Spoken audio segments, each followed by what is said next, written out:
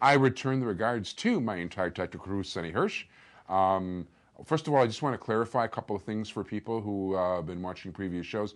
Alderman Joe Moore and I were definitely talking about the CAPS office, not CAPS. We did it before. I'm just doing it again. Sonny Hersh, my entire technical crew, is also the chairman of the 24th District. As those of you who watch the show know, Sonny is not just the chairman of the 24th District Advisory Committee for CAPS. Okay, he's the beat facilitator for Beat 2413. I am the beat facilitator for 2412. We totally believe and like CAPS. We don't, not we. Me, I don't like a lot of people in the CAPS office, and I would like to see that money turned into police officers. And Vince's Henrys, who call me Ms. Avi Meyers, okay, I would like to see, he wants to know where we need cameras in the neighborhood. We need cameras to identify the CAPS office people not working, which is tantamount to criminal if it's public money, and get rid of them, okay? In the meantime, it is an honor, a privilege to have the person responsible for getting this show started in the first place 15 years ago. People's sins live on forever, and people don't realize that. We're talking about the resident political expert of the Northtown Community Council, which doesn't exist anymore, but the Northtown Neighborhood News Magazine does, Michael C. Moses. Michael, how you doing? Fine, fine. I like to say that I'm friends with all the policemen, CAPS, not CAPS, so please don't take anything out on me from all this. No, this is me talking. Exactly, that's what all on me. Don't blame him for all my statements. Exactly. Okay, no, he likes everybody likes him. Me, I like to get into trouble. But, you know what? Speaking of trouble, you're going to get in trouble because we got an election coming. Well, that's nothing new, but go ahead. Okay. Well, yeah, we have elections every now and then. So tell me about the 50th Ward. I think we live in the 50th Ward, West Rogers Park. We have an interesting election coming up, don't we? Yes, we do. We have a aldermanic election, and of course, being part of the 50th Ward, City of Chicago, we have a mayor's election and for city clerk and city treasurer. So we have those races, and then, of course, we have the alderman's race, as in every ward. We haven't lived in the 50th Ward, so we'll probably talk about that in the next, more than the other wards. Right now, frankly, for mayor, I don't think there's any question. I'm voting for Susan Moses. Thank you. So am I. It's a situation where I think the mayor will win re-election, of course, and he will win because of the work he's done the previous 4 years. I think he's terrific. And by the way, Mr. Mayor, you're invited to come on the show. We will invite you in person more so. We would like to have you on at least twice before the election. Okay? Oh, yeah, that'd be a good idea. And for city clerk and city treasurer, I think the incumbents will probably be reelected for the city clerk and city treasurer spot. Well, yeah, you know what? We got an interesting race because the city, was it the city treasurer? Is that Miguel de Velo? I'm not pronouncing this right. Right, you're not pronouncing it right. Right. It doesn't surprise me, okay? Okay. He's only been in office like about 4 days. Right. Okay, now he's an Hispanic person. Okay. Who, and his opponents, Cerdas, I'm getting it wrong, okay? Okay. But he's got a Hispanic person filed against him with 27,000 signatures. Well, this is all on the first day of filing. Again, signatures don't really mean that much. It means he's got people working for him. Well, it means he got people working for him. He could pay people to work for him. Who knows? I think we have to look at the campaign. All signatures get you on the ballot. Signatures show that you have some support. But as we both know, and I'm sure many people in the audience know, when you get signatures, you don't even ask the person for their support for the candidate. You just say, let's put this person on the ballot, and then let's see what happens.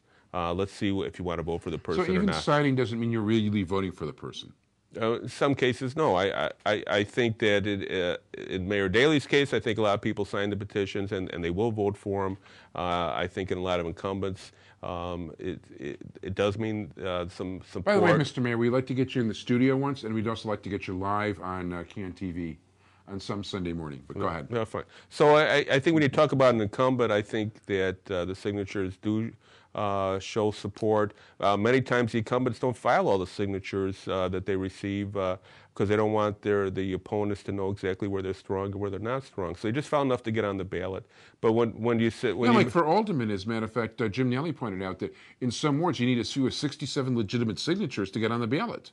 And in the 50th ward where more people vote, but not a ton, You just needed like 150 or something. Right, but the point I'm trying to make is that even you might get more signatures than you actually file, which happens especially with the incumbents, because they don't want to show the opposition where they're strong and where they're not strong. So if you would say, let's file all the petitions, and then there were some areas that you didn't have signatures from, and this is for every incumbent in every ward, even including the mayor, I'm sure, and for the clerk and treasurer who's all on the same ballot or all on the same petition, you don't file them all. So it shows some support. You have to file, 2 or 3 times the amount minimum, and anything more, it just puts you on the ballot, and then you continue on.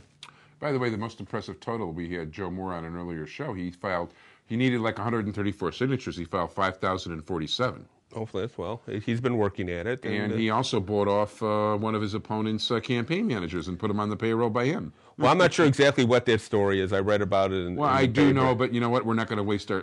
first of all, Joe Moore was on the show. We didn't actually talk about it in a segment. I give him credit. It goes to show that he's serious about winning the election. Well, if you give him credit and I have to pay cash, what does that mean? Good line. Thank you. That's really good. That really surprised me. You give him But you know what? Let's talk about, first of all, my favorite alderman. Okay, I like Joe Moore, but you know what? I like Bernie Stone the best.